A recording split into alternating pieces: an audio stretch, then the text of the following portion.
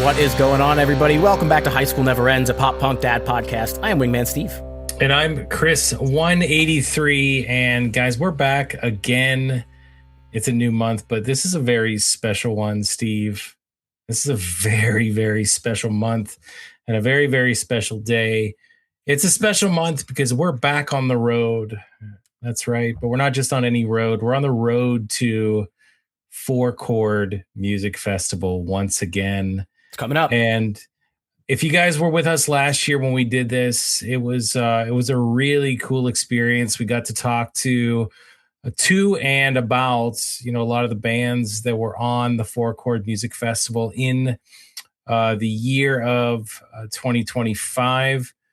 This year, we're headed towards Chord in 2026. I forget the actual number that we are at. Is it 15, 13? You would 12. know better than I. 12. I was close.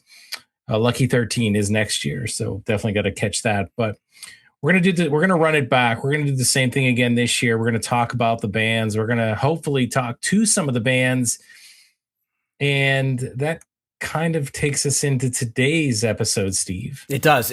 Yeah, Chord is a really cool festival. It's independently run, which you don't see all that often. It showcases a lot of national acts and local acts, so we're super excited to help support them. And it gives us the opportunity to talk about some bands from back in the day, some bands from right now, and a band that we've talked about in the show a whole bunch of times because we are big fans of Cartel, and we have Will Pugh here to join us. What's up, man? How are you?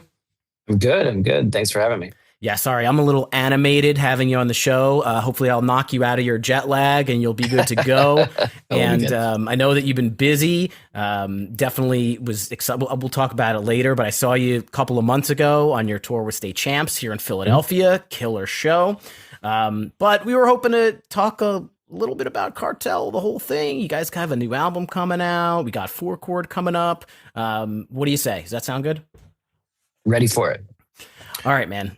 Chris, you want to get started? Yeah, I do, and I think it's only. I talk too much, man. I say it's only appropriate, but it probably doesn't matter because Steve and I probably found Cartel around the same time, I would imagine. But I'll tell you what, Will. When somebody handed me the Cartel Chroma, for the first time, and back in the early 2000s, I was into this kind of music and really enjoyed pop punk overall, but a buddy of mine was like, you got to check these guys out, and never heard of them before. And, sometimes a band just strikes you right away. This was one of them, from the beginning. And then obviously from beginning to end, I really enjoyed that Chroma album, but, that kind of really takes me back. And, as a younger guy, you have a lot of questions, but you never think that you're really ever going to get a chance to ask them. So appreciate, giving us the opportunity to do that. And I'd like to go back to, potentially the beginning and just kind of ask you, what got you into this kind of music? Like why pop punk music over something else? Yeah. It's a great question. I don't think I've actually ever been asked that question before. So we'll go back to the 90s when I first kind of got the bug of just guitar driven music.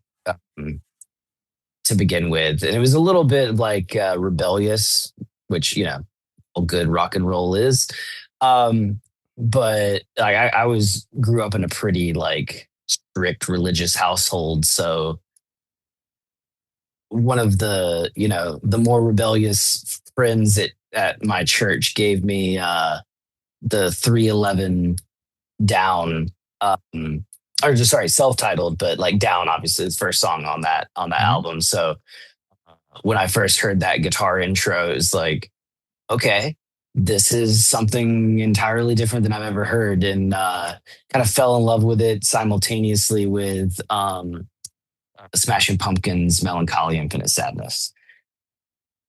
All of that just kind of blew my musical mind wide open.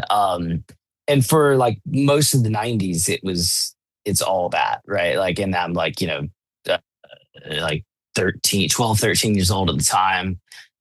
My dad had got me an acoustic guitar, and I was, kind of diving headlong into learning how to play, 90s grunge, right?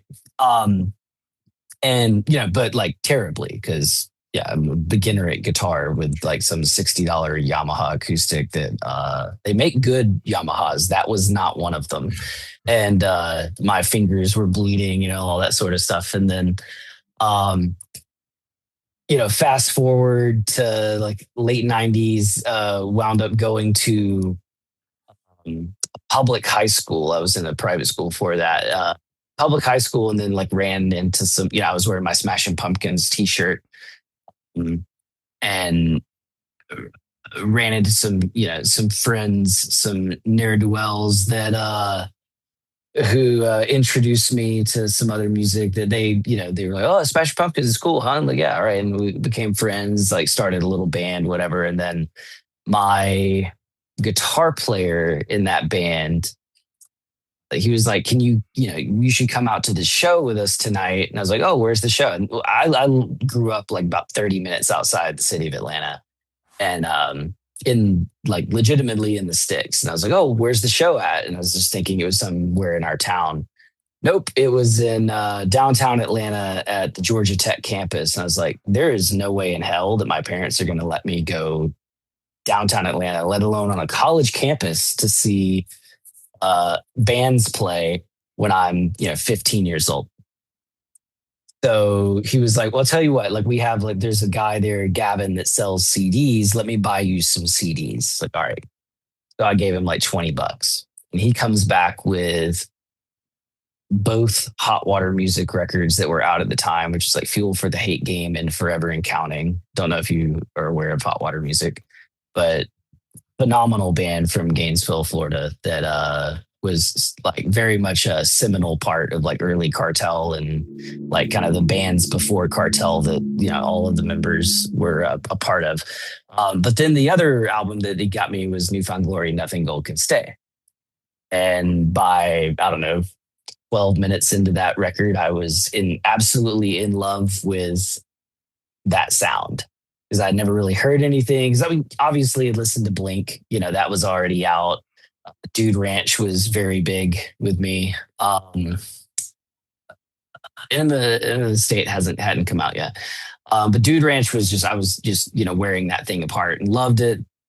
But then mixing that with some of the hardcore influences that I had already heard, just from these guys like playing, the kind of like the underground, like straight edge hardcore music that I liked. But it was like, okay, yeah, like I don't necessarily resonate with screaming as much as I do singing, because I can't really scream. And then you hear Jordan, and it was like, like the light just went on. It was Never Snows in Florida, wasn't it? It was that. Yes, for sure. I mean, duh. Of course it was. And after that, that was just like, that's what I was going to play. That's what I wanted to do. I mean, we were in bands that were kind of adjacent to that already, but I hadn't heard anything quite like, so like a nail on the head that kind of scratched all the itches that I had musically that I loved. Because I mean, grunge was that beforehand, but then, it's like once you like kind of get through all that, and that whole grunge thing was sort of over at the time, like Creed came in and like put a bullet in the head. And so like, it had started to move a little bit more mainstream from there. And the underground scene was a lot more appealing, especially because it's like, oh, this is the secret, and these are bands that nobody's heard of that I get to be a part of. And I saw like, it was like a month later, I went and saw Newfound Glory play. My first show was Newfound Glory Saves the Day Piebald. And yeah, from there it's just that one. Done. Yeah, this was 90. This would have been 99. Yeah, I saw Saves the Day opened, then Newfound Glory, then Piebald. So it was like Through Being Cool, Nothing Gold Can Stay, and believe it was American Heart was the Piebald record.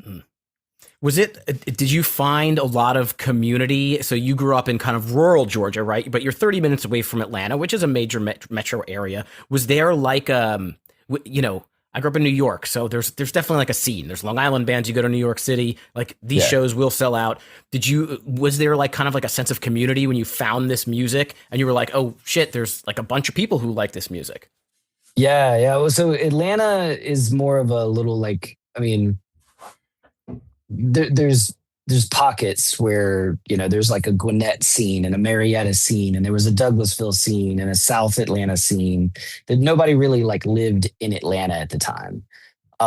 As far as like, from like, yeah, from a community standpoint, there were some people, but it wasn't like as large as if you were, like going to Gwinnett, and we'd play house shows in Gwinnett. We wouldn't play shows, at our local band. We wouldn't play like downtown Atlanta because it was really hard to get people to get permission to go to downtown Atlanta, and for the younger kids at the time, because again, this was all like not really popular yet. Like parents didn't get it. Who knows if they still do, but now we're the parents. We do. Yeah, exactly. Yes. Yeah. And now we get it, and we, take our kids, to astronomical lengths to watch live music. But K-pop. yeah, dude. Yeah. Just don't, yeah. Yeah. So yeah, I mean, from a community standpoint, we were all like kind of spread out, and then like, the bigger shows, like as the scene started to grow, and, like Newfound Glory went from playing like a college coffee shop / bookstore to playing, the Tabernacle. It was like 2,000 cap venue, to playing like one of the amphitheaters, like stuff like that. They were kind of like the barometer of watching how the scene grew in that, early aughts era. But like, yeah, everybody's going to show up and, go see Dashboard and Saves the Day play at Masquerade, and it's going to sell out a cap venue easy, like that. We definitely had that going on. But I wouldn't say like, because we were more spread out, like from a metropolitan standpoint, versus like, coagulated in a more denser. I mean, Long Island is kind of like that. I mean, you all like, Sure. go into the city. Obviously, people come out and play in Long Island, but it's, not as often as going through the city. But yeah, I mean, it just, it's far fewer people too. So the community didn't have as much of a foothold as I would say, like the northeast / mid-Atlantic, those like, legendary scenes. I wouldn't necessarily count Atlanta one of them, unfortunately, because I would really love that to be different. Well, you kind of made it so in some way, shape, or form. I was supposed to go to one. I've never been to a show in Atlanta. I had tickets to one. I was supposed to see the Ataris in Atlanta, and it was the third week of March in 2020. So I think we all know what happened there. And unfortunately, I never got to experience a show there. But I travel there for work every now and then. So, we'll see. Yeah. I mean, I think Atlanta just hasn't had that many bands where it's like, I mean, good luck naming all the scene bands that's come out of Philly. You know what I mean? Like, don't even know where to start. Whereas like Atlanta, it's like, I mean, Ludicrous. Yeah, exactly. It's like Ludicrous, Mastodon, like us, Paradox now, they're from Atlanta. The list gets real small real fast. Yeah. Kind of start searching a little bit more. Microwaves, they're from Atlanta. They're a newer band. They're awesome. Sweet. So I had a follow-up question to before. Well, I have a real one and a follow-up. So I said the word pop punk. I didn't ask you, like, is that something that you personally recognize? Do you see that as a term that you consider your music or the music that you like, or do you see it just as punk, or you don't really like to put a name on certain music genres? I'm just curious. To borrow a term from like the 80s, 90s in politics, I would say it's a really big tent that you can throw pop punk under, along with, like straight, just regular punk. Punk hardcore. I think it all kind of like is in that vein for me. So like I never like take offense or a ton of pride in a pop punk moniker. It's more so just like, yeah, like it all fits, that's kind of why this scene is awesome. Some people like think of that as somewhat of a derogatory term. Obviously, we have embraced it because I'm a pop punk nerd, and that's my lane. But we've talked to some artists who like, they don't really care for that term. A lot of art, I'd say the majority of artists, they're not upset with it, but they don't necessarily recognize that specifically. I think there was only one that stuck in my head where he like hated that term, and I just can't get it out of my head. Right. Yeah, just fun to ask that because different people have different perspectives. Yeah. I mean, if you would have asked 24-year-old Will that question, I would have had a much different answer. I Yeah. think in my, because I think artists don't like in general when they're, in their most like, visceral age range of making music that we don't like being put in boxes because How about that's sort of bubbles? You don't like being put in bubbles? bubbles stretch a little bit more than boxes. You can bubbles are pop fine. a bubble. Bubbles are cool. But yeah, I mean, yeah, it's also like, when you watch a Fidelity when you're 19 and 20 years old and you go, oh yeah, man, I totally get what they're saying, and then you watch it when you're 40 and like, those guys are fucking pricks. Like And we did that. Actually, we all totally did it. Yeah. So I mean that's where it's just like, yeah, man, it's just music. We're all just, making art and trying to do the best we can at it. And, who cares about what's the point of trying to yuck someone's yum is my for sure thing. You're right. It doesn't matter. I mean, it's just what you like. You like what you like. But okay, I appreciate you playing along there with that. And so the real question is, kind of moving forward. Where we've talked about the late '90s and where you were at with the grunge music and getting into the aughts. But what so how fast did things come together for you then, getting into a band, Cartel? Did it happen like overnight? Did it take time? How did that work out? Yeah, I mean, so I wasn't in any band as I was like learning guitar or anything like that. I definitely didn't have like a network that was capable of supporting that. But then when I got into high school, a couple of the guys that I had homeroom with were, they were music nerds. Got Smash Pumpkins, 311 were common influences, and we started like a little 3-piece band, and we had that for 3 or 4 months. I was already writing songs and wrote, I think it was like 10 songs, and we went and did like a little mini recording or whatever, in some guy's like basement studio. And then, did the whole DIY, burn CDs, stick labels on them, that whole deal. And we ended up playing the high school like homecoming like pep rally thing that we had outside after school. And we were playing a 311 cover, I specifically remember. And that was like our last song that we 311 has aged fantastically over the years. Dude, much like Cartel, but you can continue. Yeah, no, like I saw them at Warped Tour last year and I was just like, hell yeah, you guys rip. I finally got to talk to, I actually got to meet him.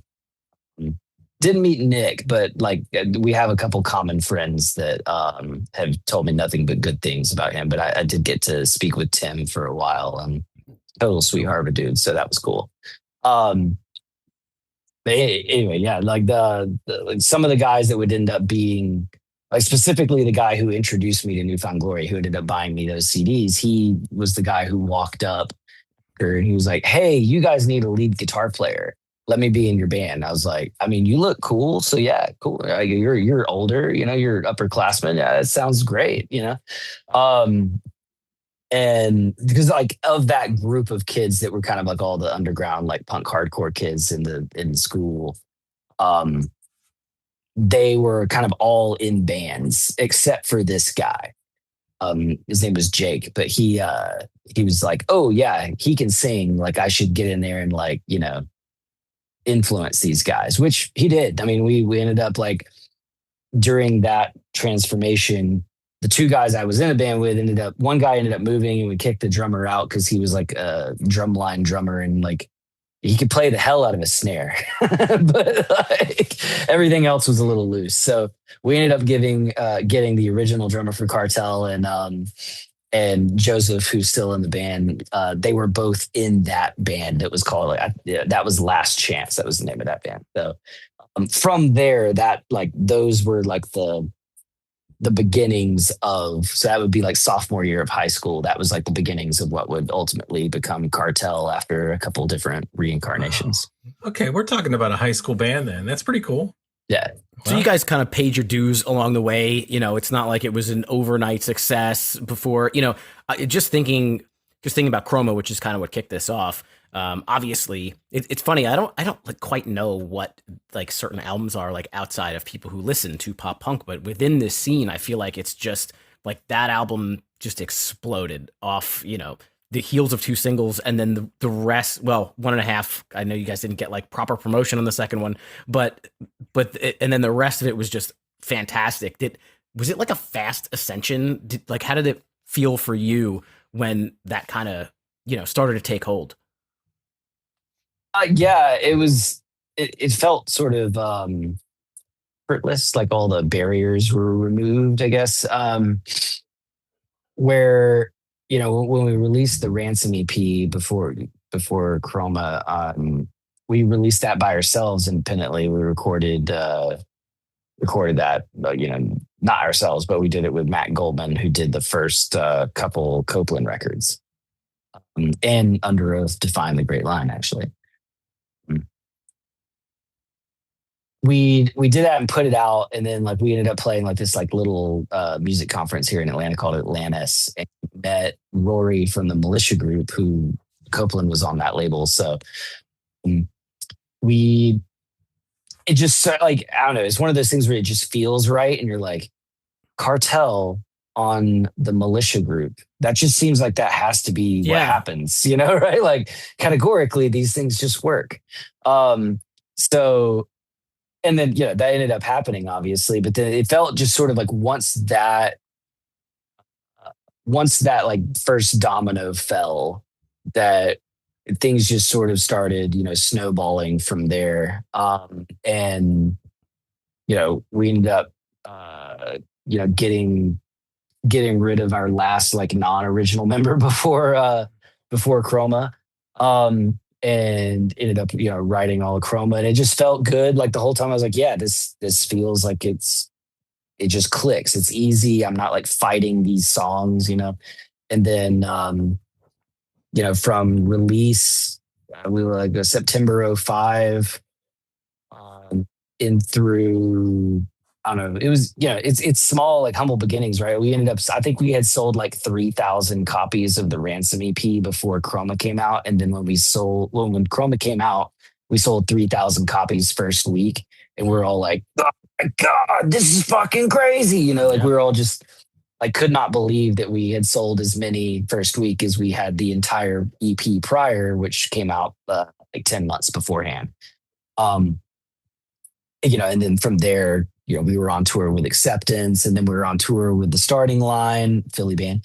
And then for Starting Line, we had confirmed the Warped Tour for 06. And then, at some point in time on Warped Tour, we were selling like 10,000 records a week.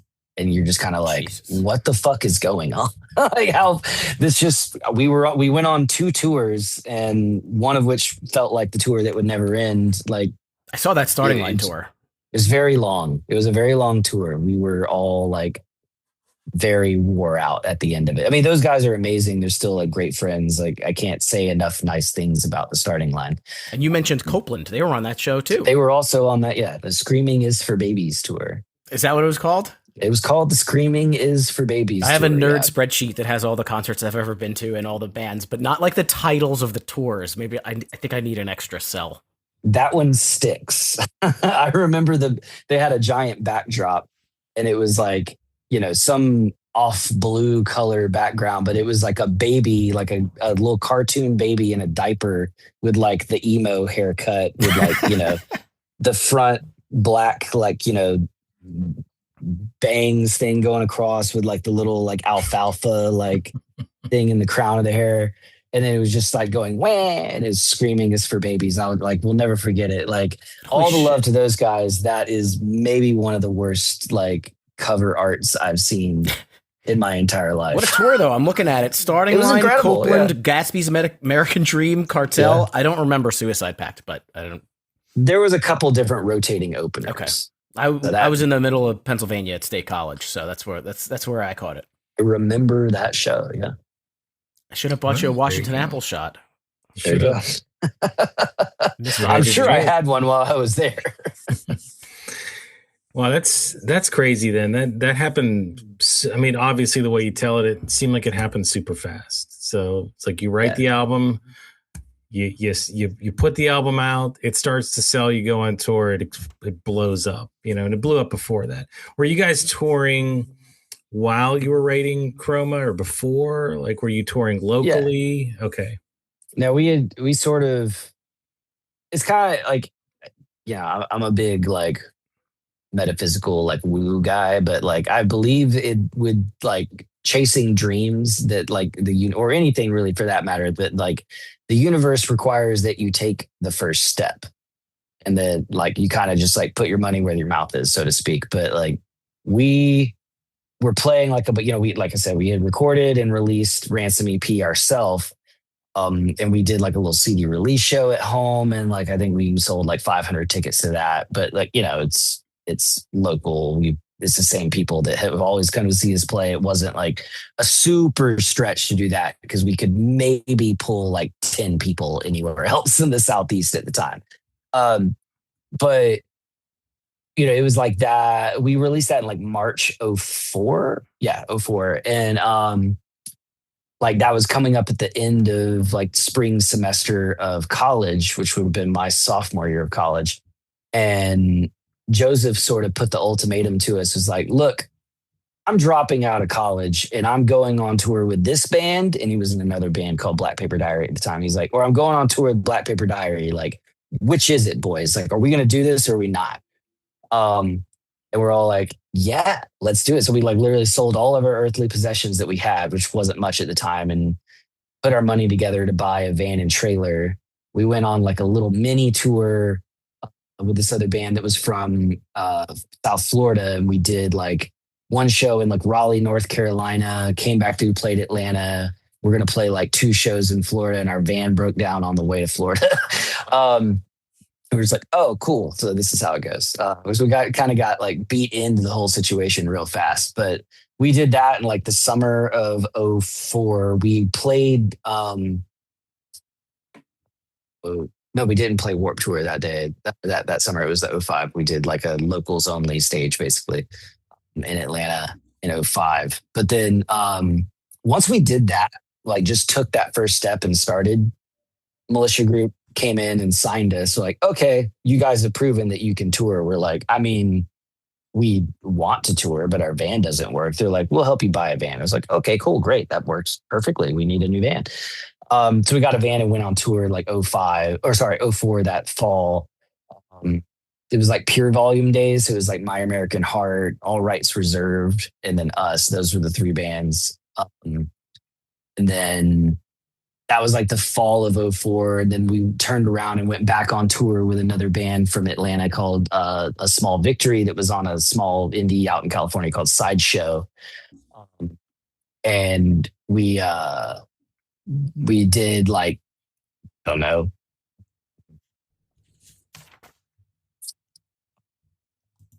weeks with them, then turned around and did did another tour with the Receiving of Sirens and As Tall as Lions, which is a funny little circle back on As Tall as Lions in a second. But that was like January '05.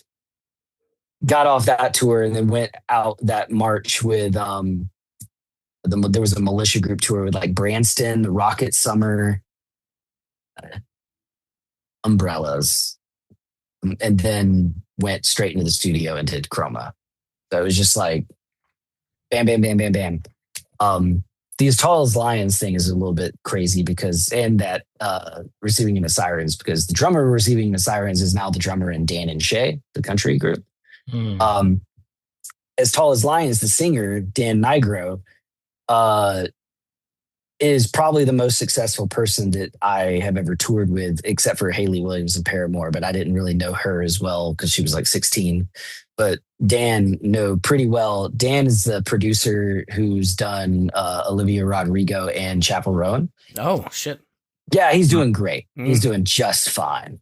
He wrote and produced the big hits. So it's just like, oh, okay. I mean, he was crazy talented. It just like never worked with the Tall as Lions, and they were an incredible band. So super pumped for him. But it was like one of those random things. I was like watching the Grammys, and then it flies over and you see his face. And I was like, is that Dan?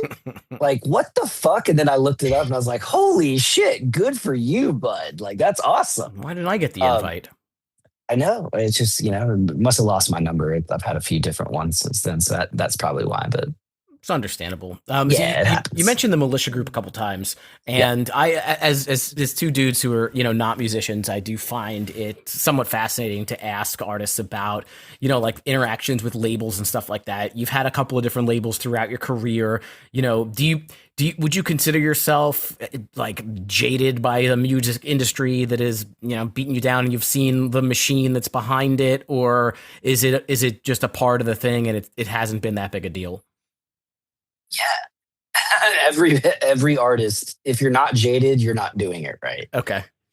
Is kind of how I feel. But you know what, at the same time, like, that's not why we do this. I think people that get wrapped up in, the machinations of the music industry are versus just focusing on what you can control, in the sense of, I'm just going to try to write the best music I can and it works itself out, or it doesn't. Everything else is just, foolery, essentially, from the industry. Yeah. I don't really know how better to answer that. It's just like, you can't. There's a handful of people I could say have gotten wrapped up in the industry side of things more so than worrying about just like make cool shit. Some bands, you hear it kind of come out in some of their songs, and you can really feel it. I don't think I ever necessarily got that from you, but I always, again, as something that I have no direct knowledge in, I always like to ask about the label shit. And like, Conventional Friend on Cycles is 100% about like kind of what happened with Epic Records. So you bring up Cycles, which came out in 2009, right? Yeah. I kind of feel like that album is like, I don't know. I feel like it's very like either underappreciated in some way, shape, or form. And when I kind of think about like my life in 2009, I think we're I think we're all somewhere close to the same age. You're definitely entering that kind of adulthood. And when you look at like, pop punk and emo and stuff like that, I feel like the scene kind of, I don't know, it changed a little bit in 2009. What are your thoughts on like, the time frame that was released? I think it should have got a lot more like love. I mean, you guys play a lot of the songs when you play live now, and well deserving. I'm just kind of curious what your thoughts are of that. I mean, the new one's not out yet, but that's my favorite record that we've done. Otherwise, Chroma, yeah, I mean, it's always got a special place, but it's kind of like you kind of feel like a little bit of imposter syndrome, because like, I was 19. I didn't know what the fuck I was doing. We never like been on a big stage yet or anything like that. Like, to your point, like Newfound Glory probably doesn't think Nothing Gold Can Stay is their best record, but fans love that record because it was one of the first things they heard. Sorry. Yeah, no, exactly. It's the first thing to latch on to, right? And like, I totally understand it. Like, I think what we did on that record is very cool, especially as a first one. The Cycles, like, as the writer, feels like a little bit more like complete, like, to me, because we went into that knowing every single possible variable that could exist for how this is going to turn out. Whereas like Chroma, like, I remember we finished recording, I forget what song it was, but like, I distinctly remember telling our producers, Zach and Kenneth, after that song was recorded, and we were like listening to the comp, like pre-mix, and I was like, if this record doesn't win a Grammy, I fucking quit. And I didn't know shit, like, I just figured like, yeah, make a record, get a Grammy, done. We didn't know anything when we made Chroma, which probably is, part of, some of the magic that's in there, which is why I like Cycles so much, is because like, we knew all the odds stacked against us, and it took a long time to make that record to get approval to make it, like sending in demos and doing all this stuff. Like it felt like a good fight, but like a necessary one the whole time. And then like when that one was done, it was like, oh yeah. A lot of my favorite memories in the band and making records like come from that album cycle, pun kind of partially intended. That the songs on there, I think, are just like they're more mature, kind of like we knew what we were doing, like what Cartel should sound like at that time. I think it was just like a really good representation of the band, like all around. So. Absolutely. And Deep South fucking hits hard, so like we play that all the time. Do you think so? Moving on from Chroma, we kind of already did looking at cycles, but I'm interested in that time between Chroma and self-titled and Cartel. I'm just curious. Like, was 2 years? So 2005 to 2007 is the dates I have here. Mm-hmm. Was 2 years enough time for you guys to write your follow-up? In your opinion, could you have used more time? I understand contractually obligated. I don't even know if that played a part into it or not, but they wrote it in 30 days in the bubble, right? That's what I hear. Yeah, that's what I hear. No, actually, there's some good interviews out there. We heard a lot about that, and we don't necessarily need to bring all that back up, but yeah, I'm just curious, overall, just making that album, like, was 2 years, did that feel rushed, or were you guys ready to go? So like, This Is Who We Are, which is on the self-titled, also another song that we like to play a good bit. That song initially was another song called Be Sure, that was like a B-side from Chroma that we never recorded it. It was just like in the demo. I think there was one we actually never finished, but as far as like finished songs, that was the only one that didn't make it on Chroma, which I'm glad, because the chorus wasn't right. And then we kind of like rewrote the whole thing anyway. But all that to say, like, as soon as the mixing and mastering was done on Chroma, that was like end of May 2005. Probably had like 5 or 6 of the next songs written before we even went on tour in the fall. Like, I don't stop writing. I mean, the new album for us is coming out in September. It was done in October. And already got like 8 songs written for the next one. Like, wow.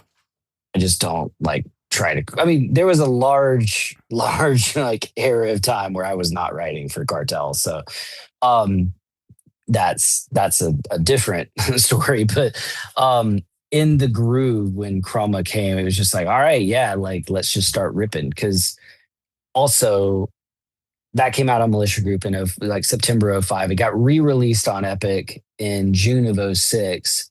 Meanwhile, we're just on tour and we have nothing better to do. We're still pretty broke. So it was just like, well, I guess we're just going to hang out backstage and like just pull a guitar and start just playing stuff. So like, between that and like Warped Tour 2006, like I remember writing the song Georgia, like one of those hot, sweaty afternoons, it's like sitting in the shade. Like writing that song then. I mean, it wasn't really quick. I would say, like, we would have been ready to make that record at that point in time, regardless. I think, to your point, the question was, was it enough time to write it? I think it should have come out a lot later. I don't think they let Chroma have the runway that it needed. That's a music industry jaded thing. They never worked Say Anything Else as a single, which I think was like a tragedy. It is 100%. We've had this conversation conversation on the show. One single. Yeah. Wait, it wasn't a single? It's like, do I have a bad memory? Do I remember it as a single and it was never a single? We released it. We released a music video for it, but they never worked it to radio. It's crazy. Honestly, peaked at like 19 or 20 on the chart. I can't remember, but that was like top 40. And like for a rock band, it wasn't like Fall Out Boy to hit 19 or 20 with just like their first shot at it was something. And then when we had Say Anything Else was slated to go to radio like in February I think it was like February or March of 07, where honestly was like just starting to fall off. They were going to start putting Say Anything Else out there, which is, by all metrics, our most popular song. The label brought up the Bubble stuff and they were like, we do have to kill the Say Anything Else single, but like it'll be worth it. And I was like, I don't know about that. I don't think that's going to be worth it, because they had Say Anything Else was tagged, and then Runaway was going to be the next single, and then Save Us, like that's why they made us do a full band version of it for the Epic release. That was going to be like the ballad, like, blow it all out, what's the Aerosmith song, Don't Want to Miss a Thing. Like that was their whole vision, was just like, yeah, like this is what we're going to do with your band. And it's just going to be like, bam, next great American rock band. Let's go. And we're like, all right, hell yeah, that sounds great. And then, only did one of the things they said. So, we've had that debate on the show on Honestly versus Say Anything Else. Like, which do we think is the bigger song? And that's the reason why there's an answer to it, is that the promotion was kind of killed. Yeah. Well, I mean, even though if you just look at it 20 years later, like obviously we have all the back end data for like our artist profile on Spotify and Apple Music. And when I say it's not close, it's not close. Like Say Anything Else is far and away the more popular song, like, to this day, played, even over the last, I can send you a screenshot of the last 7 days of plays. Like it beats Honestly by like 20%. Where's the guy that made that decision these days? I don't have his number anymore, but I can tell you where he lives. It's blocked. Yeah. He lives in LA. That I do know. Good to know. Yeah. So none of them work for Epic anymore. Let's just say that. Yeah, I bet. It would have fit the theme to go from Cartel Militia Group to go to Columbia. I don't, if we wanted to stay on theme, that might have been the way to go rather than Epic, but it's okay.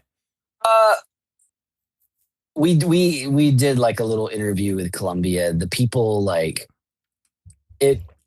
I don't know if this were the case, but like, for example, like they tried to kind of like, impress us. And the guy started like quoting lyrics to me he was like, oh, the song Runaway. And he started quoting lyrics from like a completely different song. He's like, yeah, it was just like, dude, no one's asking you to try to be like a super fan.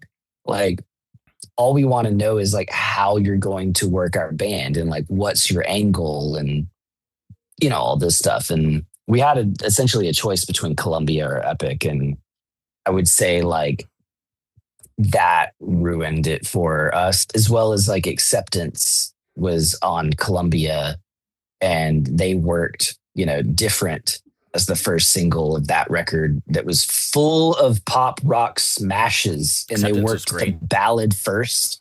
And we were like, that is the most insane, dumb thing I've ever seen. Cause like you got So Contagious, Take Cover, like you have bangers. Wait a minute, Take Cover wasn't the single? No, it was different. Oh my God. That was the first single. Hearing that. We're like, what are you doing? Yeah. Yeah. So they were kind of like poo-pooing Columbia when we were on tour with them. So we had a pretty bad taste in our mouth for them to start with, because they're like, yeah, it doesn't seem like you guys really get it. So reminds me of that scene. I don't know if you guys watched Entourage, where like all the different agencies were trying to like impress Vinny Chase, and then all they did was like put his name next to like the corporate brands, like Mercedes, McDonald's, Vincent Chase. Like that, I could picture that's kind of what it felt like. It was a little bit like that, yeah, for sure. Well, you guys made the right decisions. I want to fast forward a little bit because we have a new album coming out this year. You said September? Yep. and I was privy to hearing Oxymoron live at the show that I went to, where you guys were playing with state champs and real friends. That was a fucking awesome show. You guys sounded fantastic. And you've released 2 songs so far, Oxymoron and Give or Take. Is the album called Give or Take? And forgive me if I'm asking. Okay, just on Spotify, they're like clumped under. Yes, that what they're doing now. I learned this because I was like, "Whoa, what the hell's going on?" It's called waterfalling releases. So when you start releasing singles, so like we'll release another single in July, I think. When we release that one, it'll have Give or Take and Oxymoron underneath it as the single release. So it's kind of like, hey, you're listening to this, go ahead and listen to the other things we already have, because it kind of keeps the ball rolling in the way that like all these algorithms work with like these digital streaming platforms. And then the album will be called Waterfalling Releases, and it'll just expose them completely. And if we're really lucky, what we're trying to do is get the snake to eat its tail, and maybe the whole thing will just like collapse in on itself. Black hole. And then you'll get paid from some of these streams. I get it. Yeah, that's what we're working towards. So I want to play Give or Take for our listeners to listen to, and we'll listen to it together. But I wanted to ask you, before we get into that, talking about the new album, was there any sort of like particular inspiration or theme or goal you're looking to achieve, or this is just kind of what came out of you? For this song or for the record as a whole? I'll say for the record as a whole, because we'll listen to the song and then we'll probably ask you some questions about it. Yeah, I mean, this record is by far the most angsty record that we've ever made. I wrote it starting in January of 25, when it felt like the world was starting to like just turn into bizarro Earth. Mm-hmm. And all the things that were starting to transpire from late January, I think January 20th specifically, to present, when it finished. Well, yeah, to present for sure. But as far as like while I was writing it, like till like late February, just the insanity that started to happen. And it's just sort of like I felt like the gloves were off for me, where no one was waiting on a new Cartel record. And so there didn't feel like any pressure to like perform or to do or say anything or be like beholden to any sort of like, archetype or stereotype of the band. It was just like, are you inspired to write? And I was like, yeah, I'm fucking pissed. And I got a lot of stuff that's been, kind of steaming in the background for a long time. And it's like, there's different elements of like, now I'm a father, my kid's 10, like, like I have something to fight for or something to protect. It's not just myself, where it's like, well, I mean, whatever, dude, like it's like, it sucks. Yeah. But like, what am I going to do about it? It's like, okay, no, like give me that fucking pitchfork is kind of the vibe of the record. Dude, I'm excited to hear the whole thing. We've gotten a couple songs so far, but hearing some of that really makes me interested to hear the entire thing. It's the heaviest record we've ever done. And there's definitely like, I mean, within reason, Cartel's not going to, I don't think we're going to ever go all the way there, but it definitely is. Like, this is a record to mosh to. If you need somebody to scream, Chris has been practicing his screams. Oh yeah. Yeah. It's coming along, I think. All right, so let's listen to Give or Take here together. And just a quick stipulation: if you happen to be listening to this on YouTube, they're gonna yank this down because of the copyright stuff. So just hit pause, go watch the music video, look it up. Everybody else, we're gonna listen to this together. So here's Cartel's Give or Take.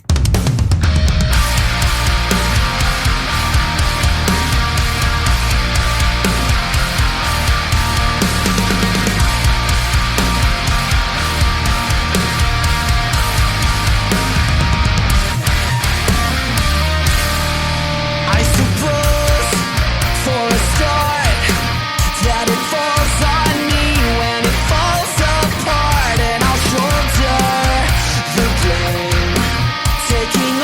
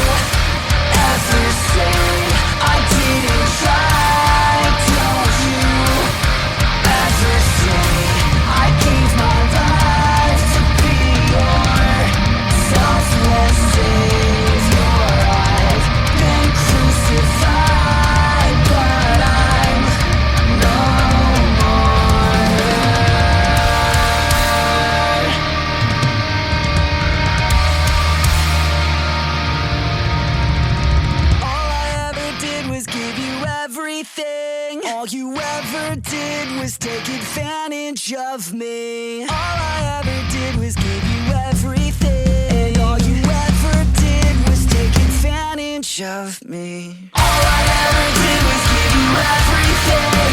All you ever did was take advantage of me. All I ever did was give you everything. And all you ever did was take advantage of me.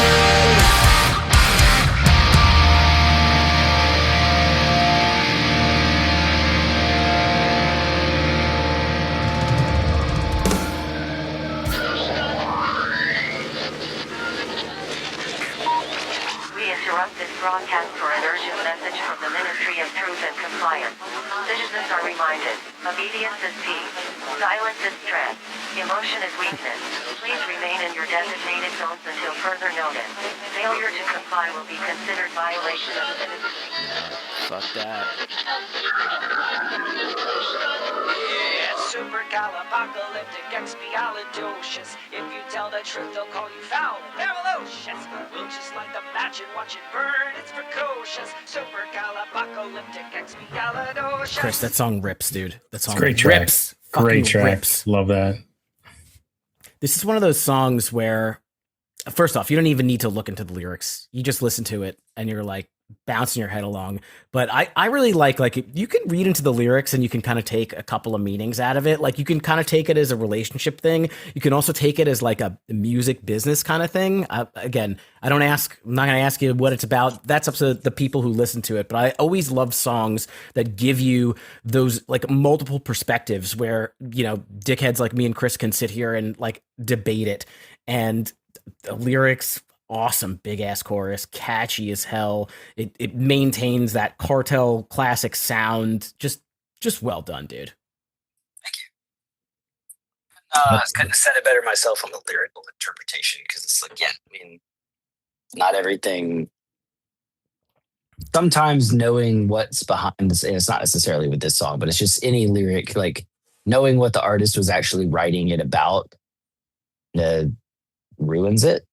Because like you hear a song and you like get these like visuals and these feelings because like it's speaking to something that's real in your life that's not necessarily the same exact thing, you know, for the artist. So it's like, I think that perspective, that individual perspective and absorption of the music is why it's special. It's like, we don't need to know that you wrote it about this thing at this time for this reason. It's just like, Hey Jude is an awesome song. I don't give a shit if it's about, you know, John Lennon's kid, you know, like it's just like song rips. I didn't know that for the first, I don't know, 150 times I listened to that song.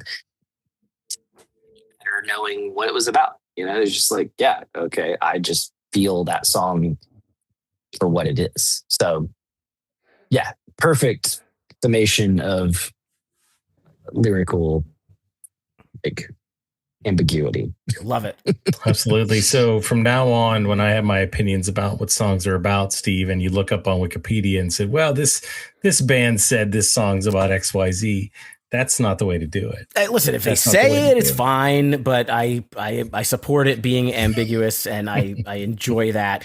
It's one of those that makes me like, I want to put my hand up and just like throw my neck out. Like the next day I wake up and take my kid to school and my neck hurts because I'm just like head banging along with it. I also encourage anybody listening to check out the music video. Will, I love your straight face that you have. You just lay down this fucking straight face throughout this whole video, which just kind of makes me like smile. You have that smile right now. Yeah, that was a fun video to make. This has been a lot of like this whole cycle so far has been a lot of fun. We have a really great like creative director, Benjamin Lieber, who did the Oxy video, and give or take, he'll do all of our videos for this run, and hopefully all of our videos forever because he's great to work with. He's got a really cool vision. He's doing all the album art, like anything you see artistically from Cartel outside of music, obviously, is kind of like coming from his like inspiration, you know, bank, and it's been a lot of fun. Like he's got a great eye for those. That's also really cool. You guys still make those videos too. We obviously all come from a time where videos were a thing, right? Even if you think about the late '90s and up through today, videos still come out. But what what's your opinion on? And this is kind of maybe just a tertiary question, but the music, not the music business in general, but just the way that people digest music in 2026 versus the way they used to. We talked a little bit about, Spotify streaming and different ways of putting out music today versus CDs of the past. Do you like the way it has progressed and evolved, or do you prefer the way it used to be for a reason? I mean, as a music fan,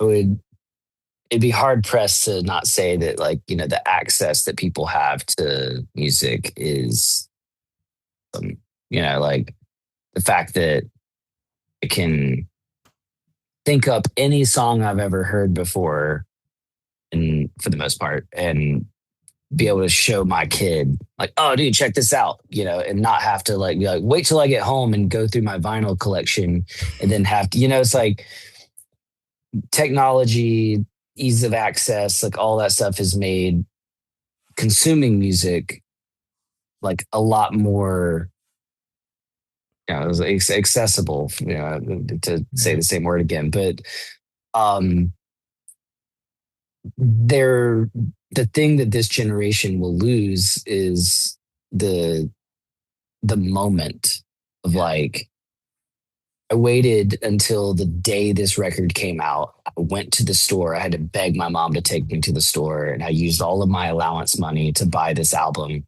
And then I'm not going to play it in the car because then mom's going to throw it out the window. So I'm going to wait till I get home, and then I'm going to put it in my CD player, and I'm going to sit in my room with my headphones on, laying on the floor, staring at the ceiling, watching the fan go around and listening to this record from start to finish. And then I'm going to do it again, and I'm going to do it another time. And then it's going to be dinner time. And then I'm going to come back in. I'm going to do the same fucking thing until I fall asleep.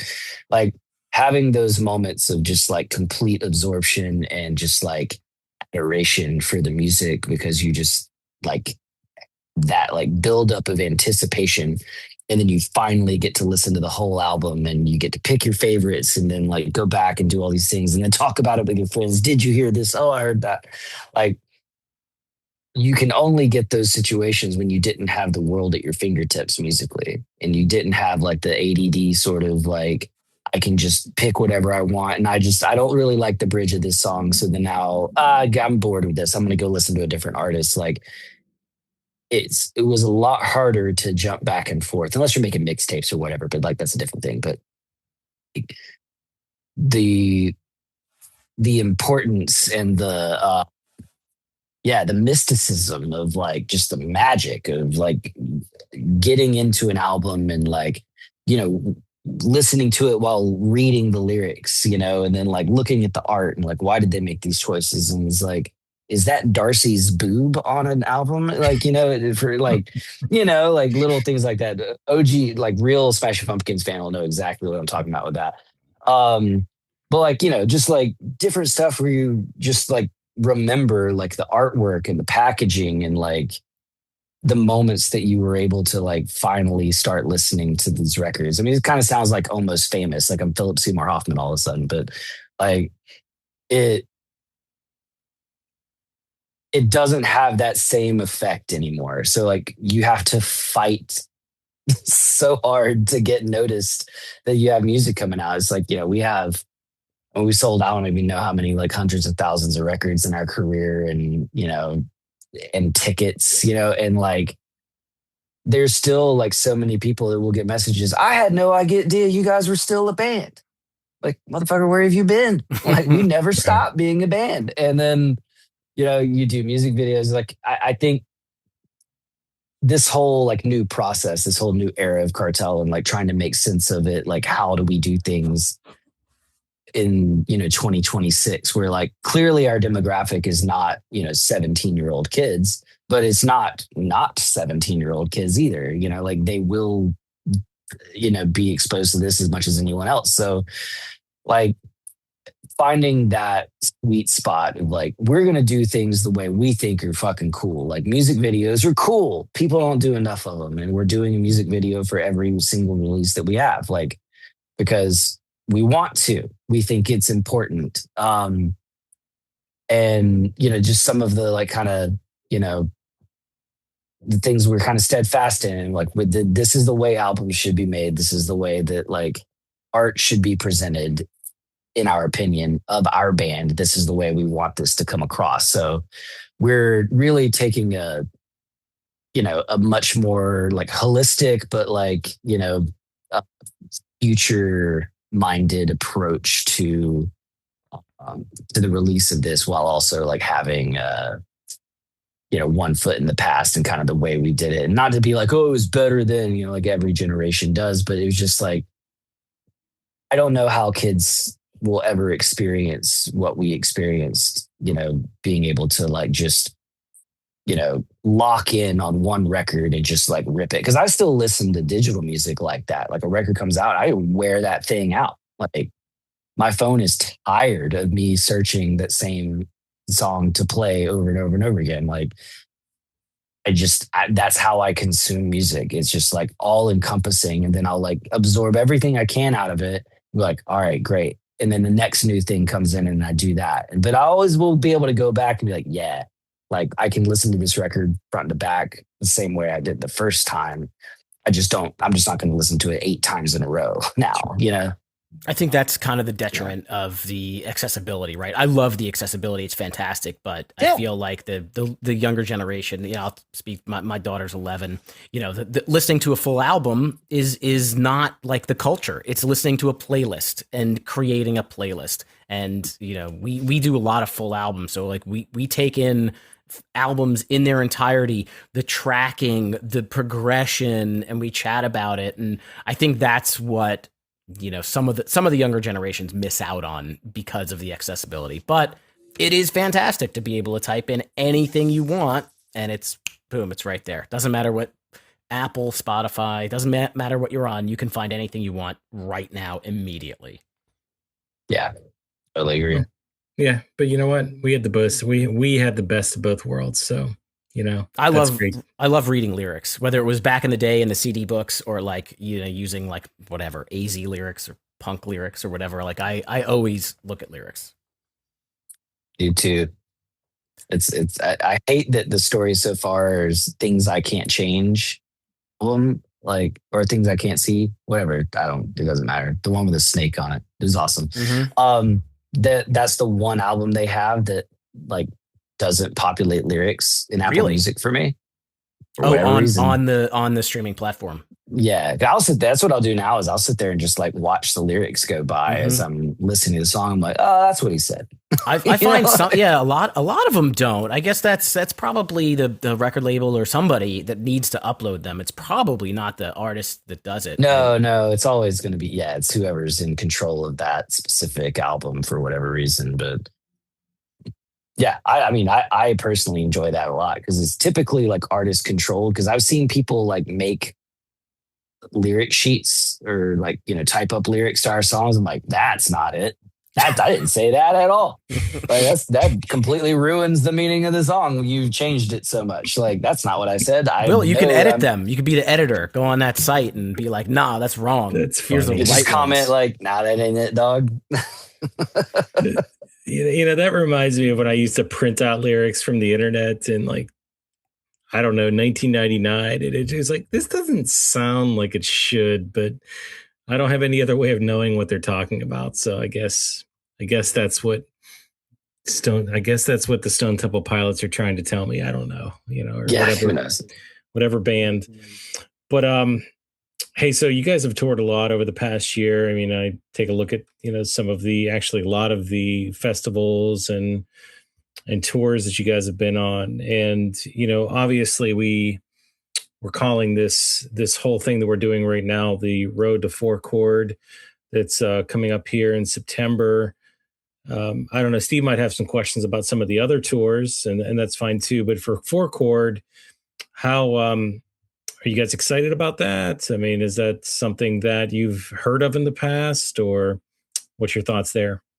Yeah, we played four chord like over 10 years ago. Well, yeah, Okay, of course. that was before I got involved, but that's cool. Yeah, Okay. it might have been like, it wasn't the first one, but like I remember Less Than Jake, I think, was headlining the day that we played. And Was it I still in know a club or was it in a bigger? it was in a club. Okay, yeah, that was the first couple. Yeah. That was the last time we did it. And obviously it's grown a lot. So very excited to come back. Always love a good Pittsburgh run. The question is like, how close is the venue site to a Portillo's? Or Portillo's is not okay. Is it Portillo's or Portillo's? Portillo's is more like, I think you got one. Oh, Detroit, like Livonia, like out that way, Indianapolis. There might be one. No, Columbus. there's one I remember, but maybe it's just not there anymore. But there was one that was like right down the street from that four chord thing. It was the last time I had it. It was right down the street from that club. Really? I walked there with the Hit the Lights guys, and we had Portillo's. Yeah, because we put some French fries on our sandwich. Oh, you mean Primanti's? Primanti's, that's it. That's it. I was like, Primanti's. I wish there was a Portillo's in Pittsburgh. Trust me. Okay, that's good too. You sounded like you really knew what you're talking about. I was like, damn, I must have missed it. So Yeah. Primanti's, that was what I was thinking. I was like, what is the name of that place? Oh yeah, Primanti's. you're within a 5-minute drive. You know, I don't know about a walk, but you could definitely get there. So we're gonna put some French fries on that shit because that is a delicious sandwich. There you go. Yeah, so you guys are playing within quite the stacked lineup. There's Pierce the Veil, Mayday Parade, Boys Like Girls, State Champs, Mom Jeans, Motion City Soundtrack, Finch, Driveways, Hit the Lights, you just mentioned, Eternal Boy, Patent Pending, Keep Flying, Don't Panic It, and Heading North. That's just the Saturday. It's a 2-day event. So this is a packed day. When you do so, and you have a lot. Cartel has a lot of festivals. Like you're going festival crazy this summer. So you did Slam Dunk already. You got Soundtrack of your Summerfest in Boston. I'm going to do all your plugs here. Soundtrack of your Summerfest in Boston, Warped Tour in Montreal, the Shaky Knees Music Festival in Atlanta, Riot Fest in Chicago, then Four Chord, then Furnace Fest. So you're going festival crazy this summer. Do you get to experience like any of the cool stuff that happens in the crowd, like backstage, or do you just kind of like get in, do your thing and head out? Do you get to enjoy it? It's kind of venue / like travel logistics dependent. Sorry for making that initial run all about food, but that's Pittsburgh's got great food. That's just kind of where your mind goes. Like, oh, that city, I remember that place to eat. I want to eat that again.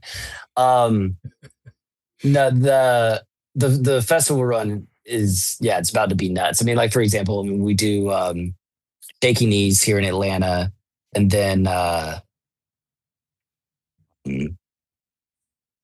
we do Riot. So the Shaky Knees we play a Friday, and then Riot Fest is on Sunday. So we're doing like we'll have to fly the next day. So like I don't know how much of Shaky Knees we'll actually be able to like hang out and watch, and not have to like go get our stuff ready to fly to Chicago the next day to then, you go play Riot Fest, which we'll miss like, obviously the first couple of days of. And then we don't have a quick burn to get back for that. So we'll stay for the, most of that show on the Sunday, but it's one of those things where, you see the stacked lineup and you're like, oh yeah, I'll be able to watch these bands and these bands and these bands.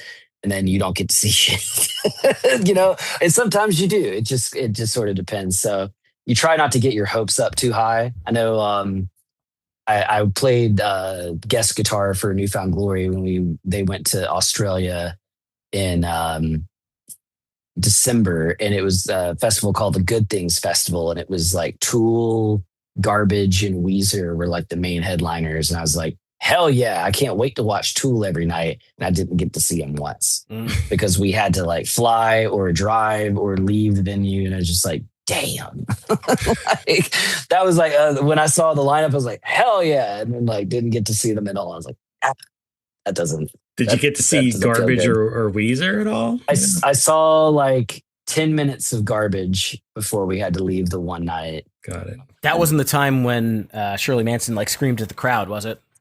It wasn't that one. No, Okay. It was after that happened, though, for sure. My wife is a huge fan of Garbage. I've seen them like 6 or 7 times. Garbage rules so hard. They're very good live. I haven't seen them in a few years, but I'm sure we'll get back to them at some point. And I'm a huge Weezer fan, so there you go. There you go. Big time. This No, was that's- Josh Freese was playing with them in Australia. Oh, nice. Cool stuff. Yeah. So, Steve, anything else on the tour that you wanted to mention? No, just The again, tours? I had the pleasure of seeing you guys in Philadelphia just a couple months ago, and the set was awesome. The entire show was really great. You know, Real Friends, Cartel, State Champs. I mean, that's just a fun show to go to and like have a blast, and that's what I did. So I came out off of that, and I was like, hell yeah, I'm excited to talk to Will. Absolutely. And listen, I probably could ask you 100 more questions. I've been, waiting for a long time, but we're good. We're good to go. I really want to go to this last segment because we do this on every show. It's a segment we called Ranking It. You probably could figure out what that is. Definitely going to put you on the spot a little bit, but I think you'll have some fun with it. So listen, you talked about the late 90s. You talked about the bands that you were into. I feel like you and I maybe like a lot of the same stuff that came out during that time and a lot of other people too. But I want you to give me your top 3 favorite albums from the late 90s in any genre. And if you can do it in order, even better. Like from 3 to 1. Yes. Okay. Chris likes the anticipation.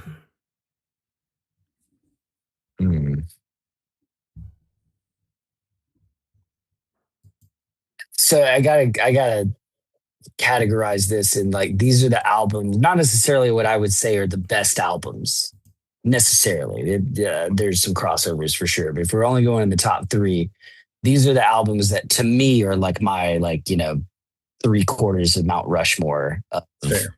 the 90s albums that I still like stick with, like that I'll still listen to. Sure. That plays. And it's tough because some of these bands didn't actually release, like some of my favorite bands that were active in the 90s didn't actually release the albums that I most resonate with in the 90s. But the ones that have like kept going. But as far as like records that like made things happen for me, I'm just like, ooh.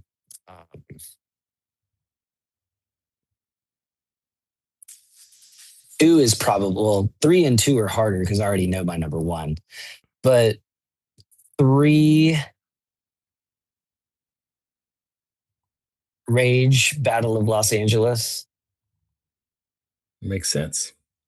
That one, It's huge. that one did it. That one did it for me pretty good. Yeah. 2, I would say it's not my favorite Radiohead album, but it's the one that like I will never forget for as long as I live, the Paranoid Android video. So it's OK Computer.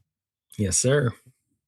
And number 1 is Smashing Pumpkins, Melancholy Infinite Sadness, because it's 1 is a double album, so like hard top. 2, like I can very confidently say that I would not be sitting here talking to you guys if I had not heard that record and fallen in love with it. That was my number 1 reason to learn how to play guitar was, listening to Bullet with Butterfly Wings and Zero, like, kind of back to back. It was just like, oh, yeah, this rules. Phenomenal album. I'm surprised you didn't say Siamese Dream, but you told the story as to you got Melancholy first. So that was the first one. Yeah. Yeah. And it's such a great, I didn't own it. My brother did. So, he had his stuff, I had mine, but I found my way into his room to get that one and listen to it. It was really good. So great choices. Great choices. I'm surprised you didn't pick 311 though. So 311 is more of like, if you'd asked me top 3 artists, they would have been in there because like I can sing almost every single word of from self-titled through like half of From Chaos, but like that whole thing. I mean, a lot of Grassroots I can do.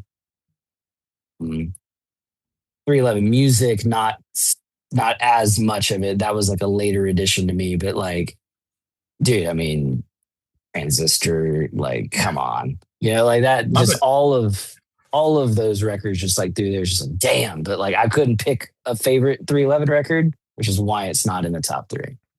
I get it. Look, I bought them all too. I bought them all. Even Oh yeah. Even before the Blue album. Did you get Grassroots? Like, the older stuff too? Yeah, really good stuff. Oh yeah, no, Grassroots I got into, like it was Blue Album, then Transistor, then Grassroots. And then I got into music. And then Sound System came out and it was like, ooh, okay. that one jumped back in for me. I really liked Sound System. It didn't hit quite as good as Transistor. Still. But it was I really liked that album, and then From Chaos was pretty cool, but not as much. I really enjoyed the live album that they put out. I didn't listen to that yet. Dude, yeah, go Should listen I? to Galaxy. Yeah, the live version of Galaxy is chef's kiss. It's so good. Appreciate that. Thanks for being a good sport. I'll tell you what, No there's been a couple that have said, "Oh my God, you put me on the spot. There's no way I could figure that." You did it. You did it. So appreciate that. Steve, I would ask you yours, but we've already asked you that, I think. I'm sure. In years past. Oh man. Yeah. I don't think we need to go into that at this moment. All right. Will, thank you so much for joining us. We really look forward to seeing you in Pittsburgh at 4Chord, and tell the people out there, website or Instagram or wherever, so they can see all the tour dates and keep on top of what's coming out with Cartel. I'm pretty sure our website is still cartelrocks.com. There's some like, one of those like bit.ly something or other like links that I get sent. I'm pretty sure it's cartelrocks.com. Oh yeah, I just typed it in. It's good. There we go. Sweet. It's still there from like 20 something years ago. So that's that. Instagram, we're at cartel.band because of reasons. We can't quite get the at cartel handle there. And that's the only, TikTok is also at cartel. I don't think it's at Cartel, but I think it's just at Cartel. But so we, those are the 2 places you're going to see most of our things. Yeah, make sure the album pre-save. I don't know when this releases, but the album pre-save should be coming up soon, like next couple of weeks, I think. So awesome. And 4Chord Music Festival is obviously 4chordmusicfestival.com. So join Chris and I and Will and us and I and hang out in Pittsburgh. We fully support that. Will, thank you so much for taking some time to chat with us. This was super fun. Absolutely enjoyed the conversation. Thanks for having me. 100%. And hey, if you guys liked what you heard in today's episode, as Steve said, stay tuned to more from the guys at High School Never End, and specifically on the road to 4Chord Music Festival. But if you like the show, again, check us out on Spotify, Apple Music. Give us a 5-star rating, write us a review, let us know what you thought about the show. We'd love to hear from you. And don't forget, we have a shop where we sell some cool stuff, everything from mugs to, I don't know, fingerless gloves. Did we get those yet? They still there? Maybe the jean jackets with no sleeves. I don't think so, right? That stuff's still in the works. In the works. Anyway, check that out. It's accessible through our hub, which is simply put www.hsnepod.com. That's right. You can support our show on the social medias at hsnepod, like High School Never Ends Pod. We also have a Patreon where you can go patreon.com/hsnepod, and you get early access to episodes like this one, as well as bonus content every month. I forgot to shout out our patrons, so I'm going to do that real quick. Chris P., Punkish Dad, Punkish Dad's friend, Punk Rock Mom, Jeff, Tom, Ashley, Jason, Sam, Chris W, Nick, Steve C, Steve Kelly, and Dr. Bernie. If you want the shout outs and bonus content, go to patreon.com/HSNEpod. We'll be back next week with an all new episode. Until then, keep on rocking your dad bods, throw up your rock hands, and blast the pop punk.